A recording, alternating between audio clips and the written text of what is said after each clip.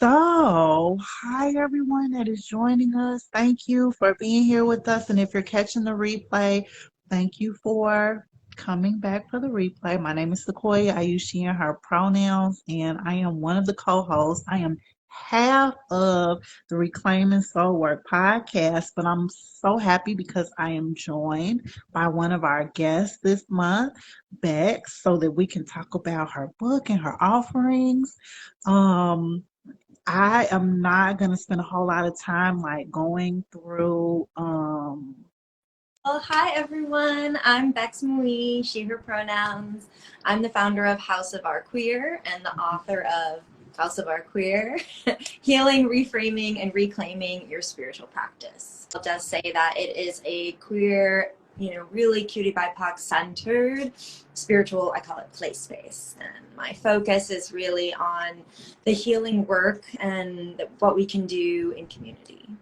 well, let's jump into some of these questions that I have. These are like a carryover from our live stream podcast that we do on YouTube. What tarot deck did you recently use? Okay. Yeah, I love that one. Melanated Classic Tarot. This is the one I use for me. I have decks that I use for offerings and decks that are more mine. And I pull, right now I'm in a stretch of pulling, just Melanated Classic Tarot in the mornings. What are you reading right now, or what do you have in your cart that you want to read soon?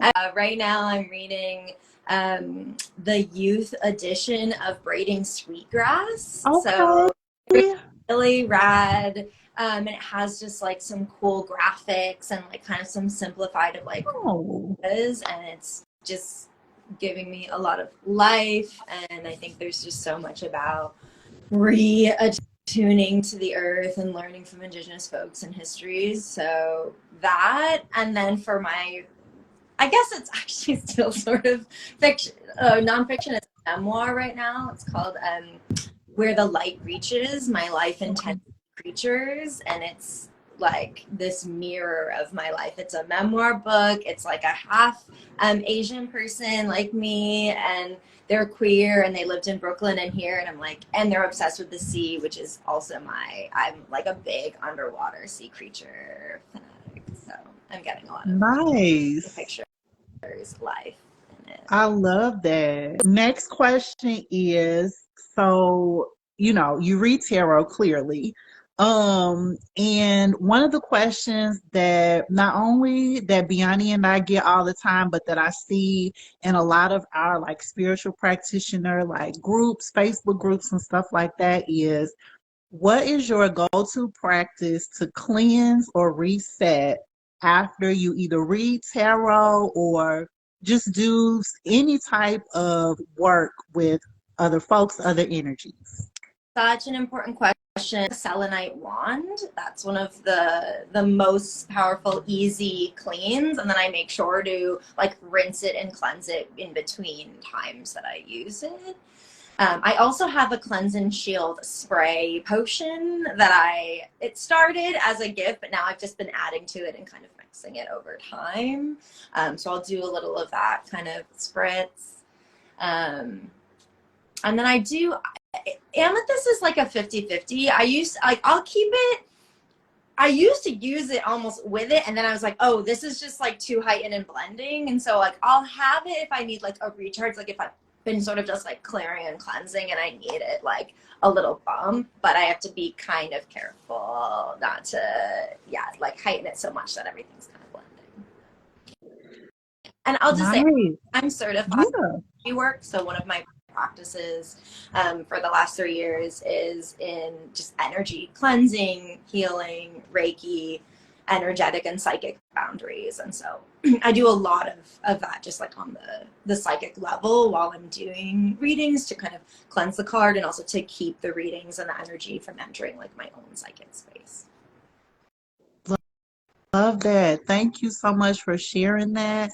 I feel like folks are always interested in not only what other practitioners are doing, but also like what they could potentially add, to their own practices. So thank you. Let's see. Okay. What is the difference to you? The difference or the definition of like a faith-based versus a spiritual practitioner? I do think it is something that I'm a big like yes and blend it being. It's one of the things I come from. I was raised Catholic and I practice in reclaimed like Catholic roots, Christian rituals in a queer context. And witch magic and energy work and past lives and tarot. So like I love like I'm here for all of the blending. I think, faith-based to me, that means that there is some type of like religious or like doctrined faith where there is like a multi-century and like really clear, like this is the belief practice that someone could enter in and learn, like this is written out, this is the faith, this is what that we believe and we don't believe, like that's written somewhere. Where I think spirituality has more spaciousness, does not necessarily have like this is our doctrine, but this is like on the spirit and energetic level. And for what it's worth, to be as spicy as I can, I think there's positives and negatives to both. I think that I'm a big, in House of Our Queer, one of the core principles is having a balance of spiritual tools that are internal and external flowing. So that there are times when we are directing, manifesting, journaling, like making our magic, finding the right stones. And there's external times when we are channeling energy from ancestors, from past lives, from higher powers of whatever you think. And I think that sometimes spirituality gets a little bit, could be out when it's out of balance, too palpable, too bland, less meaningful to anyone can grab it to. I'm going to go on a rock and like, I'm going to decide if I've evolved or not. And then I think if you're too out of balance with faith-based or spiritual, practices that are more in a religious context, you can be too channeling of the external and lose yourself. And there's a lot of incentives, and we've very clearly seen structures around religions, especially that can be based on a faith-based practice that is really removing the agency of individuals. So that's kind of the divisions I see, and the desire I have for balance. What are your thoughts on shadow work? I'm a big shadow work fan. I'm really, I think, so much of the energy work that I do is like looking at what's living underneath the surface, right? And I feel like a lot of that is shadow work. I think that without shadow work, with shadow work, with tapping into those parts of ourselves that we haven't yet made fully friends with, and those parts of others that are pinning the parts of us that we haven't made friends with, even when we think it's with others. I think there's a lot of healing to do in that realm. I think that's a lot of our also breaking family and intergenerational patterns. I think a lot of the soul work and energy work and spiritual work that's happening right now is to kind of circle back into our ancestors and chosen ancestors and communities. And I think that by shining lights and kind of really looking at some of that, we can move forward. So what inspired you to write your book? So I am in kind of the unique position where I was approached to write my book. So it wasn't really on the top of mind, but like I mentioned, sort of 2020 was my pandemic truth of like, I gotta launch something. It's been 6 years. I've been doing this work. I've been saying I want to find the folks that want to find me. And so like January 1st, 2021, launched House of Our Queer, started building community, sharing offerings. And then that summer I was approached by Purple Palm Press, which is a queer and trans specific publisher, to write a book about it. And it was just one of those divine timings where it was the time where we had nothing much extra free time than usual. I'd also just left that year I was working full-time in LGBTQ national advocacy, and had just left and was like really focusing more on healing work and on balance and trying to understand what that meant for me. And so the book was this perfect opportunity to kind of write out and figure out, largely for myself and then rippling out into readers, what House of Art Queer is, what my journey was, and what are the offerings that I want to share. Again, I'm just thinking about all the places that resonated for me, like while I was engaging with your book, and it was really, right now the word refreshing is coming to mind, but that's not really like the word from my heart space, you know. I I forgot one of the most important parts, and this is in connection to the book, but just in relation to you. Um, I came across your work by way of queer church. Ah, And yeah, and so it must have been like 2021, because I feel like I've been following your work for a while, you know, have gone to a few of your queer church services, and had just been really interested in how to collab at some point. And can we talk about queer church a little bit? always. Yeah. Okay. Okay. Queer Church was the first offering that House of Art Queer had when I was thinking about launching it and what I wanted. It was really clear to me that I wanted to have this intersection. I wanted to name it church. I wanted to go there, even though a lot of the structure of it is much more magical, much more in the energetic realm. It was important to me that one of the things I was missing from my upbringing in the Catholic Church was just having this time carved out. That church meant that on Sunday there was an hour where I was just thinking about this spiritual aspect of myself, that I was in community with folks who were doing the same thing. And that was one of the things and one of the rituals and routines that I really noticed I was missing. And so when I thought about what to launch, I knew I wanted to have that. And I also used it to really keep myself accountable for the spiritual work that I wanted to do. I had decided that 2021 was going to be a way for me to keep track of time through spiritual ritual. And so I wanted to have it every week. I wanted to have this moment where we could say, this is what's going on for the week ahead. Here's what's going on. There's always an astrology update. Like, here's what's going on with the cosmos. There's a spiritual consideration. Here's what that might mean. There's a reading. So I wanted to kind of bring in my own, also like mostly queer, like poets or, you know, activists and quotes, and just like bring in these voices from other folks and have this moment where we also get to like just be read to. I don't think we have that enough as adults. So, and then we always close with pulling a tarot card. So that's a moment to breathe, to channel our energy, and to just get some external like advice, right, for like how we're going to move forward in the week. And so I started it in 2021. I'm still doing it now. And I think it is a great way, like I said, both for me, accountability wise, to do the spiritual work that I know makes me a better person, that helps me with my clarity and my mental health and to face the week, and also provides this offering that we can kind of do in community.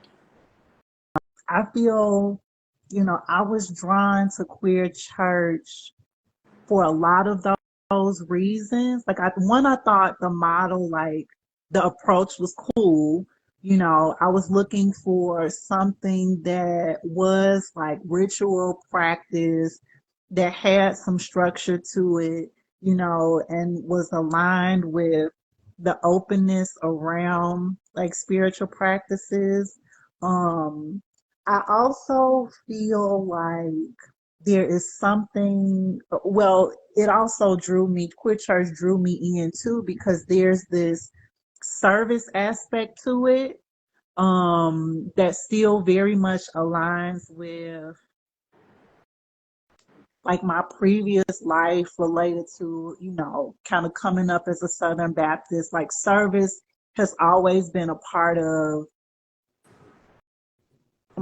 existence, like that's how I know to connect with people. And so I think that that was very important related to seeking something like queer church. When it comes Yeah. to like reclaiming, Catholic roots and ritual and religious roots, which I do talk a lot about in my book, one of the things for me was that I had a lot of time, right? I talk about that. I was raised really deeply in the church, and then I had this big falling out when I came out, and I call it the pain place, right? When I talk about it as like when I continued to evolve and to learn about myself and to grow in community, and my first, religious family, my first church, like wasn't able to evolve with me. And that distance, caused a lot of pain and for a lot of reasons. And I think that is an experience that a lot of us who were raised in the church, kind of have in churches have had that experience. And then I had this time where I was like, I don't need you, you don't need me, like where I'm over here. And I realized, House of Our Queer was part of acknowledging that actually what I was doing was spending a lot of energy to hold a door closed, to keep things out. And in that, like rejecting a lot of parts of myself, rituals that I actually enjoy, rituals and practices that have actually helped my family of immigrants for generations and generations and generations that I was like now rejecting and keeping away from me. And so I think part of things like queer church and like reclaiming prayer and these ideas was that once I let them in my way, once I was able to say like, actually, going from praying every morning, every night, when an ambulance goes by, when I see them on the road, before every meal, to not, especially as someone with a very active mind, like that wasn't a mental health strategy that was good for me. That actually really didn't help wasn't working. But who I pray to or how I pray is up to me. And so taking the strategy, but making it also fit into my life and like my abundant, queer, and beautiful life is a big part of, it's just a big part of that process. And once I let that in a little bit, I realized just how much peace and how much ease that I had. At the top of our chat, I mentioned some of the places where the book really resonated for me. And so I mentioned queerness. And I also mentioned this piece about reclaiming prayer. And in your book, you talk about, shifting from religion and prayer in those settings and moving more into spirituality and feeling like, what does that mean about the ritual of prayer? And can you say some more about that? Because I thought that was so beautiful. Because prayer is a place that I return to often. I've posted a few prayers, and my prayers have been that I post publicly are more like social justice, mental health kind of oriented, like places of grounding. But when I was engaging with your book and you mentioned that, like, I'm like, yes, that's how I feel about prayer too. So can you say a little bit more about that? Sure, absolutely. And I mentioned already earlier a little bit of just the permission. I think one of the reclaiming parts is just like giving ourselves permission to really see what are the strategies that work for us, and saying like, oh, actually, if that kind of realizing that churches and church leaders don't own and have a right to say, this is mine and now it's not yours. And so that shifting, that perspective opened the door for a lot of healing tools that I call like tools in my spiritual toolbox, right? Of which tarot is one, and so is energy work, but so is these like reclaimed things like reimagined prayer. And when I do prayers for House of Art Queer, I call them prayer spells, in which I think they are incantations, right? They have magic, especially if you're thinking about a prayer that has been done in a community for a really long time. Like there is magic in those words. There's been channeling of something higher and in community, and having the rhythm of those prayers is really something that I've noticed that still has its magic. And so one of my practices is that I'll take a prayer that was really special to me and just rewrite it so it has the same incantations. So there's this one, I'm from like the kind of Catholic family that we would say like, bless us, O Lord, for these nice gifts which we are about to receive, before we eat, right? There's like something like that. And so I reframed that, and my fiance and I will say it before our meals, and it's about like a prayer to the goddesses, like, thank you, goddesses, for, yeah, in abundance. And just thinking about what is one of the practices that I do with that is thinking, what is this about? Right? What is this moment for? What is the magic that I'm needing? Am I asking for support? Am I practicing gratitude? Am I letting go? Like, I think one of the things when I talk about the balance of just internal supports versus external, I think that sometimes in the spiritual realm, we don't really honor and understand that external support, and really the opportunity that it gives us to practice not being in control, to practice letting go, to practice just feeling held and feeling guided, and having, you know, if faith is too strong a word, but like having trust, right? Like in the universe, in something bigger than ourselves, in the collective. I got into this because I was doing so much, you know, like I said, focused advocacy, national advocacy, social justice work.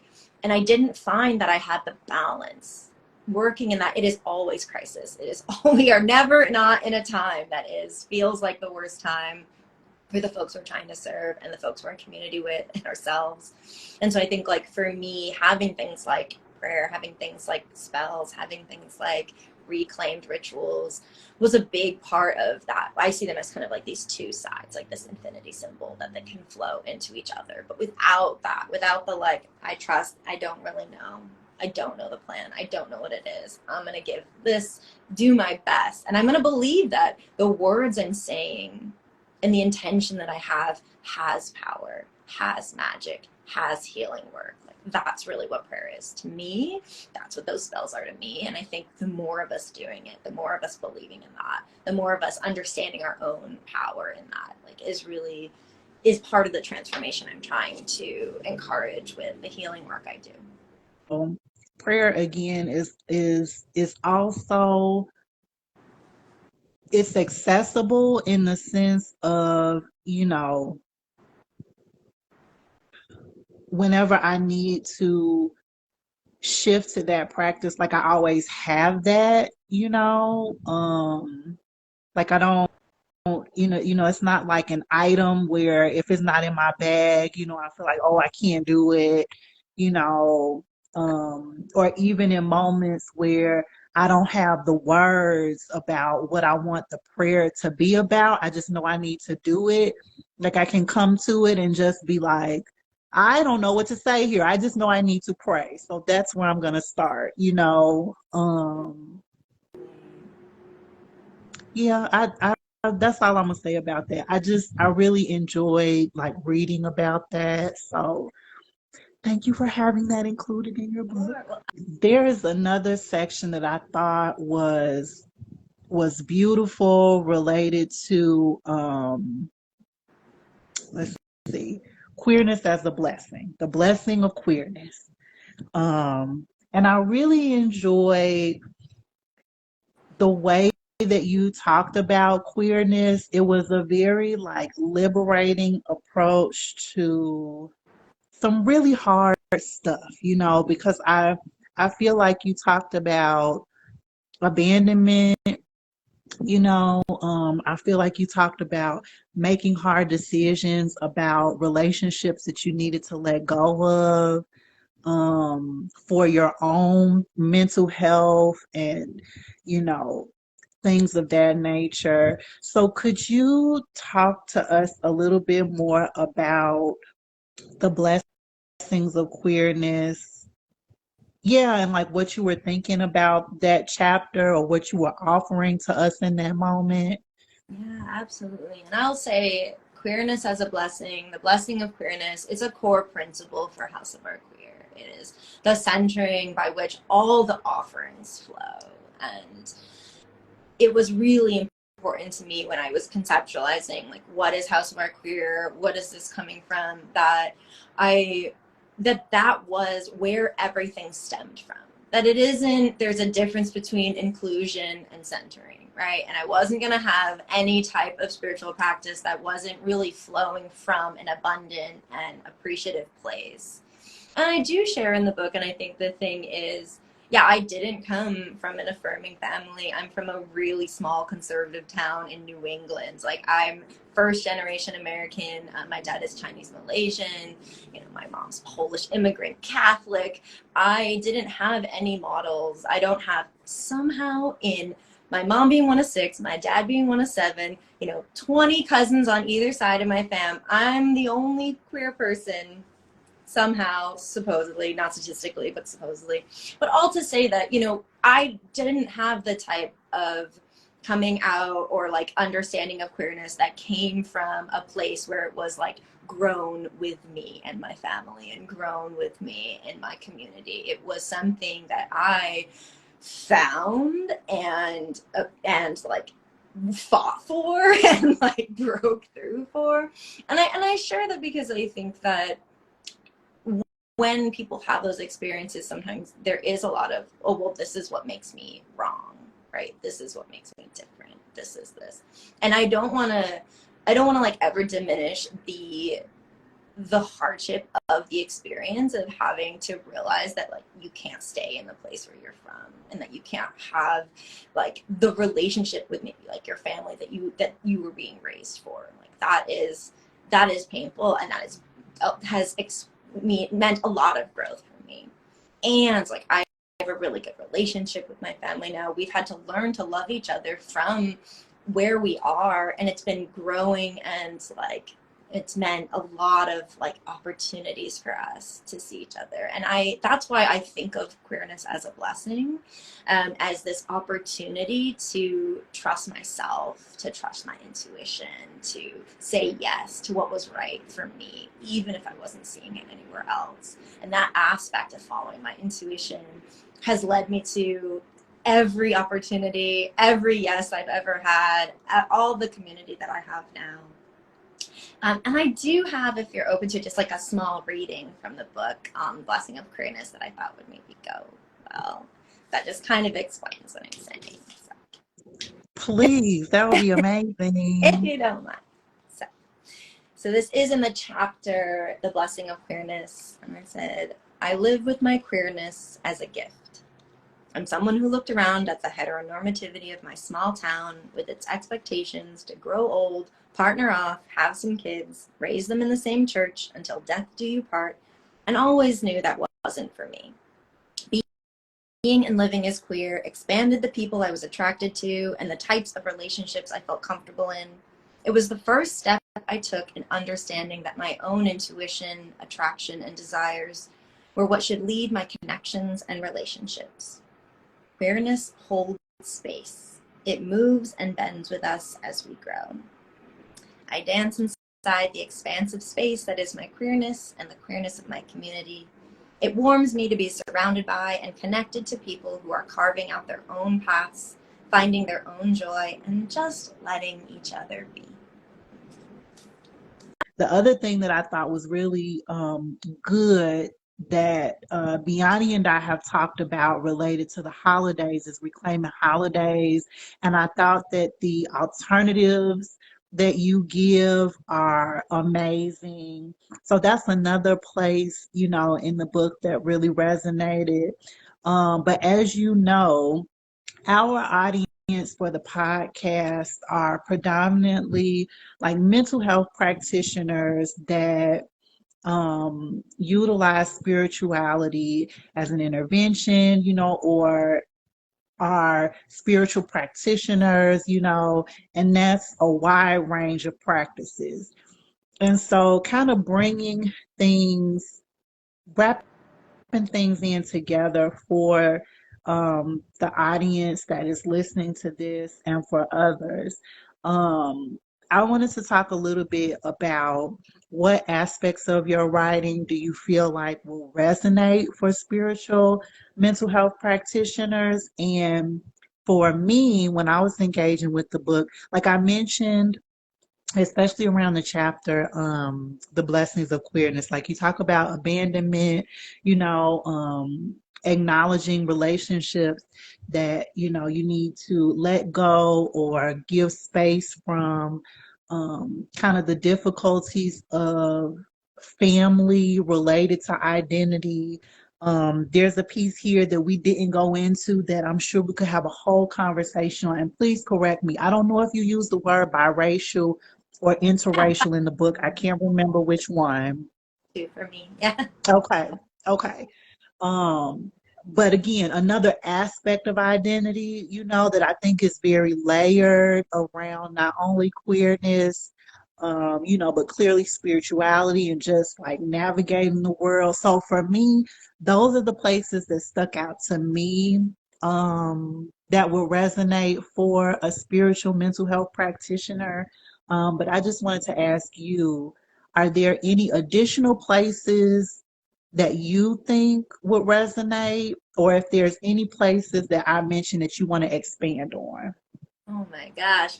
Well, Okay, okay. I know there was a lot. I know. much for raising those things. I love hearing that those are like resonant. And I will say the book, so the whole book has the structure of memoir and then kind of here's what you can do. So in each chapter, it has like a different, what I call like spiritual tool in my toolbox. Reclaiming Holidays is one of them. And so actually the format of the book has that way because I wrote a blog before the book in 2020 on how queers can reclaim the holidays. And I meant like the holidays at the end of the year at that time. And it has kind of my experience and how I was able to do that, and then just offerings and what it could look like. And so I will just note, because it's so perfect, that I am doing a workshop on reclaiming holidays, taking those ideas and really working with folks on November 7th virtually. So anyone who wants to join, come follow me, please, or wants more resources, yeah, they are in the book. I do think that that is a time at the end of the year. One of the reasons that I focus on it and I end the book with it, and it really like started that, is that it was really this time. It's one of the reasons I noticed that I had already, when I talk about like the reframing, I noticed I had already done reclaiming work and I hadn't realized it. It's the end of the year. I'm the happiest clam in there. I'm like joy, abundance, lights, like loving everything. Oh my gosh, thank you so much. And I noticed everyone around me was not. I was not around, like my people, we were having very different experiences. And I think a lot about our nervous systems. And I think that mental health professionals will probably see, if you're serving the queer, community and the population, or maybe largely even outside of that, that the end of the year can be a really tricky time, right? That a lot comes up, and that is systemic. That is looking at our racist history, that in our country, that is looking at family, that is our capitalism, gift giving society. That's like many, many, many scarcity mindset, winter cold. Like there's just many things that can make that end of the year really tricky. And so really thinking about that, one, just like acknowledging that for ourselves and helping folks that you're working with to just acknowledge this pattern, and to know that there's another way out, that there are ways that we can plant seeds of joy that are meeting us where we are, that we can encourage us to set boundaries with folks that we need to, and whatever we can do this year or the next year. It's like this way that every year we have a chance again and again to reframe how we think about the end of the year and those holidays and how we celebrate and who we celebrate with, so that we can, instead of holding and clutching for the last 6 to 8 months of the year, we can enjoy and flow freely in that time. And I'm not the biggest proponent of the Gregorian calendar, but it exists, and it is a time that when January starts, folks are like, new year, and like I feel like the queer community were like suffering, like, oh, resolutions, like I've just been holding my breath since Halloween, like I don't want to like start, like go to the gym, like and I think that there's ways. I'm really excited about the possibility of like coming together in community and the mental health aspects of reframing that. And so I do hope that that's an area that folks will engage with. I really enjoyed the book. I mean, that's how I want to end it. I really enjoyed the book.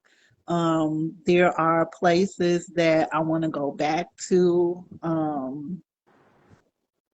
Yeah, and I I'll just ask you if there's anything, that you like to say to kind of wrap things up for us. Um, Sure. I think the only other thing we didn't really get to touch on, but that I think is important to this conversation, is that another aspect of House of Our Queer's healing work, in addition to energy work, is thinking about body work and sacred sexuality and like healing aspects of kink, and like helping folks find the relationship dynamics that work for them outside of what's expected, right? That's one of the blessings of queerness, is like, oh, well, once you decide, like once you're following yourself, then there's all these other decisions we can make that are based on our intuition and our pleasure and our bodies and our spirit and the spirit work that is the pleasure of our bodies. And we're getting into Scorpio season right now, and we have this Taurus eclipse coming up on Saturday, and it's like very pleasure centered, very what's underneath the surface time. And so I'll just also say that if folks are serving folks or looking for their own resources that have a spiritual aspect but are also really thinking about our sacred sexuality, our bodies, and that aspect as well, there's a lot of work that I do with that. Thank you.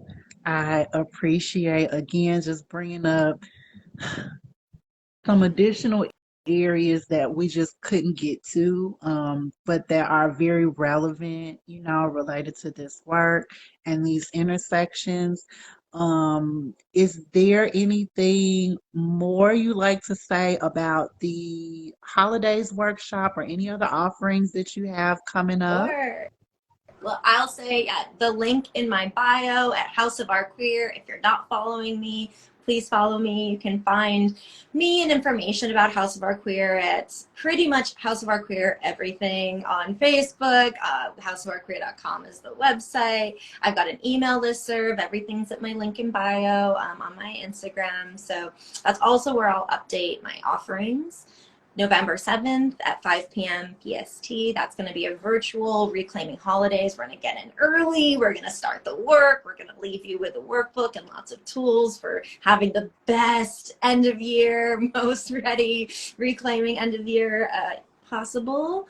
And then I also do in-person monthly offerings at Ground Floor Club in Temescal, Oakland. So if you're Bay Area local and you want to come together and you want to do some self-work with me and the stars, I do that every month. And the next one is November 14th.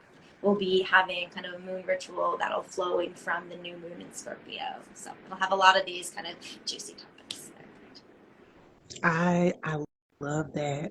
And I see that Biani put your IG in there, but is there any other information that you want folks to have about where to find you?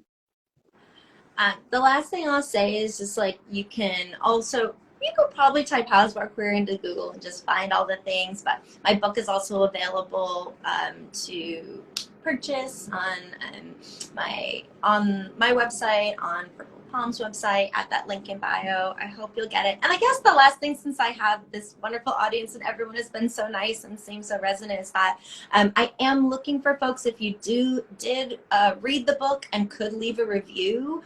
It's really tough to get the book noticed, and as much as we don't want to support Bezos, Amazon reviews is one of the ways that a book gets credentialed. And so if you did enjoy it, or if you have critiques about it, whatever you want, like if you would encourage folks to go leave a review, the link's also in my bio and on my website, but it would really make a big difference to more folks being able to find the tools. It was a pleasure, Bex. I am glad that we found, a way to come together to support what you have going on. You support what we have going on. I hope that, this is not the last time that we are in community together. And it's been a pleasure. Such a pleasure. Thank you so much for having me and for Mhm. inviting me and for all the work that y'all are doing. I'm so excited to see Reclaiming Soul work grow and Thank you. be. Thank you so much. All right. Have a good rest of your day. Thank you, everyone that was on the call. And if you're catching this on the replay, thank you for being here. Have a good afternoon. Bye.